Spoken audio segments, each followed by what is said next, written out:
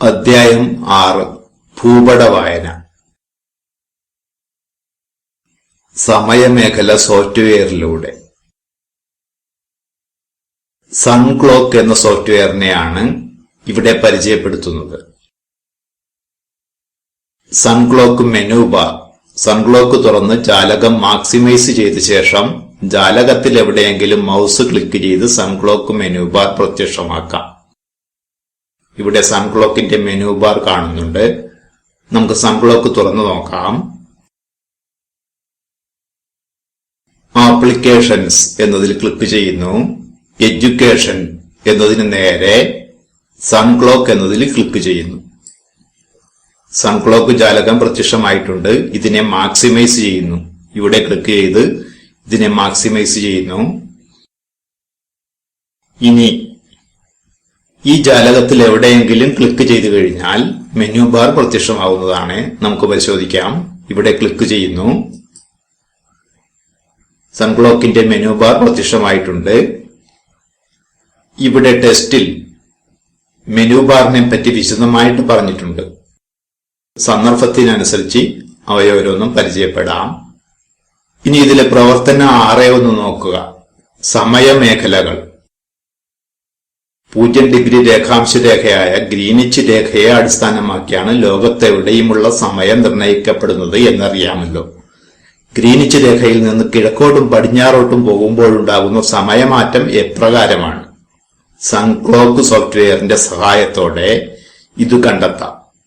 പ്രവർത്തനം തുടങ്ങുന്നതിന് മുമ്പായി നമുക്ക് ഇവിടെ കാണുന്നതൊന്ന് ശ്രദ്ധിക്കാം. സമയമേഖലകൾ പ്രദർശിപ്പിക്കാം.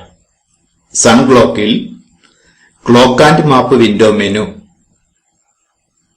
അതായത് എക്സ്ക്ലമേറ്ററി അടയാളം അമർത്തി സമയമേഖലകൾ അടങ്ങിയ ലോക ഭൂപടം പ്രത്യക്ഷമാക്കാം. നമുക്കത് ചെയ്തു നോക്കാം. ഇവിടെ എക്സ്ക്ലമേറ്ററി മാർക്ക് ഇതാണ്. അവിടെ ക്ലിക്ക് ചെയ്യുന്നു. ഇനി അടുത്തതായി ചെയ്യുവാനുള്ളത് ഓരോന്ന് നോക്കാം. സൺക്ലോക്ക് തുറന്ന് സമയമേഖലകൾ അടയാളപ്പെടുത്തിയ ഭൂപടം പ്രദർശിപ്പിക്കുക. അത് നമ്മൾ ഇപ്പോൾ ചെയ്തു കഴിഞ്ഞു. ഇനി ഭൂപടത്തിലെ രാപ്പകൽ വേർതിരിവ് ഒഴിവാക്കുന്നതിന് ടോഗിൾ നൈറ്റ് ടൂൾ അഥവാ N ക്ലിക്ക് ചെയ്യുക എന്നതാണ്. N എന്നതിൽ ക്ലിക്ക് ചെയ്യുന്നു. ഓരോ വട്ടം ക്ലിക്ക് ചെയ്യുമ്പോഴും വരുന്ന മാറ്റം ശ്രദ്ധിക്കുക.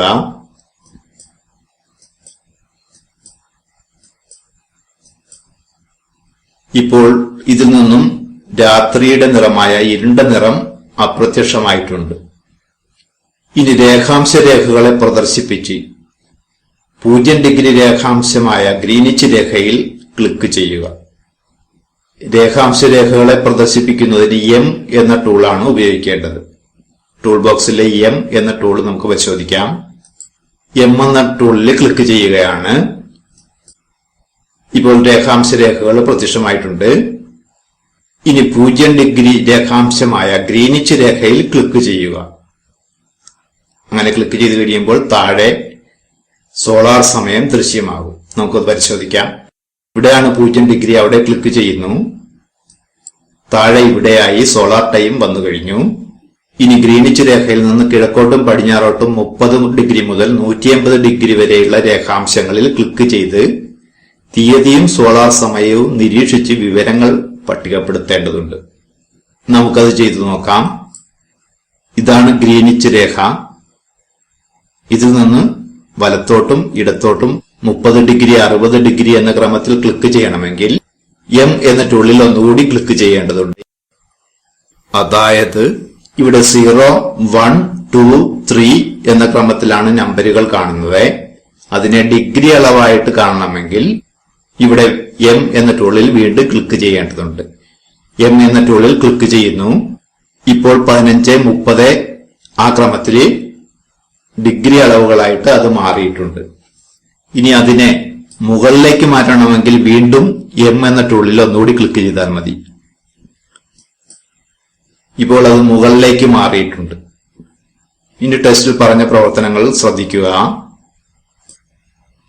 രേഖാംശ രേഖകളിൽ ഇവിടെ പറഞ്ഞ ക്രമത്തിൽ 150 വരെയുള്ള അളവുകളിൽ ക്ലിക്ക് ചെയ്യേണ്ടതുണ്ട്. അങ്ങനെ ക്ലിക്ക് ചെയ്യുമ്പോൾ തീയതിയും സോളാർ സമയവും നിരീക്ഷിച്ചിട്ട് വിവരങ്ങൾ പട്ടികപ്പെടുത്തേണ്ടതുണ്ട്. നമുക്ക് ക്ലിക്ക് ചെയ്ത് നോക്കാം. ആദ്യം 0 ഡിഗ്രിയിൽ ക്ലിക്ക് ചെയ്യുന്നു. ഇപ്പോൾ ഇവിടെ സോളാർ ടൈം 15:15 എന്ന് കാണുന്നുണ്ട്. ഇനി 30 ഡിഗ്രിയിൽ ക്ലിക്ക് ചെയ്യുന്നു. അപ്പോൾ സമയം 17:19 ആയി. 60 ഡിഗ്രിയിൽ ക്ലിക്ക് ചെയ്യുന്നു. അപ്പോൾ ഇവിടെ സമയം വീണ്ടും കൂടി 19:17 ആയി. പിന്നീട് 90 ഡിഗ്രിയിൽ ക്ലിക്ക് ചെയ്യുന്നു. പിന്നെയും സമയം കൂടിയിട്ടുണ്ട്. ഇപ്പോൾ 21:16 ആയി. ഇനി 120ൽ ക്ലിക്ക് ചെയ്ത് നോക്കാം. സമയം കൂടുന്നത് ശ്രദ്ധിക്കുക. 120ൽ ക്ലിക്ക് ചെയ്തപ്പോൾ 23:17 ആയി. സോളാർ ടൈം 23:17 എന്ന് കാണുന്നുണ്ട്. 150 എന്നതിൽ ക്ലിക്ക് ചെയ്യുന്നു. അപ്പോൾ സോളാർ ടൈം പിന്നെയും കൂടി, മാത്രമല്ല ഡേറ്റും മാറിയിട്ടുണ്ട്. ഇനി ഇവിടെ ഇടത്തോട്ട് പോകുന്നതിന്റെ കാര്യവും പറഞ്ഞിട്ടുണ്ട്. ഇടത്തോട്ട് പോകുന്തോറും സമയത്തിന് എന്ത് മാറ്റമാണ് വരുന്നതെന്ന് കൂടി കണ്ടെത്തേണ്ടതുണ്ട്. നമുക്ക് നോക്കാം. ഇവിടെ 0 ഡിഗ്രിയാണ്. ഇടത് ഭാഗത്ത് -30 ഡിഗ്രിയിൽ ക്ലിക്ക് ചെയ്യുന്നു. അപ്പോൾ സമയം കുറയുകയാണ്. 13:20 എന്ന് വന്നു. ഇനി 60 ഡിഗ്രിയിൽ ക്ലിക്ക് ചെയ്യുന്നു. വീണ്ടും സമയം കുറഞ്ഞു. 11:51 എന്ന് വന്നു. 90ൽ ക്ലിക്ക് ചെയ്യുന്നു. 90ൽ ക്ലിക്ക് ചെയ്ത് കഴിഞ്ഞപ്പോൾ 9:26 ആയി. വീണ്ടും ടൈം കുറഞ്ഞു. ഇനി 120ൽ ക്ലിക്ക് ചെയ്യുന്നു. സമയം പിന്നെയും കുറഞ്ഞിട്ടുണ്ട്. 150ൽ ക്ലിക്ക് ചെയ്യുന്നു. സമയം പിന്നെയും കുറഞ്ഞു. ഇങ്ങനെ ഓരോന്നിൽ ക്ലിക്ക് ചെയ്യുമ്പോഴും നിങ്ങൾ നിരീക്ഷിക്കുന്ന മാറ്റങ്ങൾ കണ്ടെത്തേണ്ടതുണ്ട്. അങ്ങനെ കണ്ടെത്തിയ മാറ്റങ്ങൾ ഇവിടെ പട്ടിക 6.2 എന്നതിൽ രേഖപ്പെടുത്തി വെക്കേണ്ടതുണ്ട്. ഓരോന്നിലും ക്ലിക്ക് ചെയ്തപ്പോൾ ഗ്രീനിച്ചിൽ നിന്ന് പടിഞ്ഞാറോട്ട് എന്ത് സംഭവിച്ചു, അതുപോലെ ഗ്രീനിച്ചിൽ നിന്ന് കിഴക്കോട്ട് എന്ത് സംഭവിച്ചു എന്നാണ് എഴുതേണ്ടത്. നമുക്കിവിടെ സൺബ്ലോക്കിൽ പരിശോധിക്കാം. ഇവിടെ ഗ്രീനിച്ച് രേഖയിൽ നിന്ന് വലത്തോട്ട് പോകുന്തോറും സമയം കൂടിക്കൊണ്ടിരിക്കുകയായിരുന്നു. എന്നാൽ ഗ്രീനിച്ച് രേഖയിൽ നിന്ന് ഇടത്തോട്ട് പോകുന്തോറും സമയം കുറഞ്ഞുകൊണ്ടിരിക്കുകയായിരുന്നു. നിങ്ങൾ നിരീക്ഷിച്ച വിവരങ്ങൾ ഇവിടെ രേഖപ്പെടുത്തുമല്ലോ.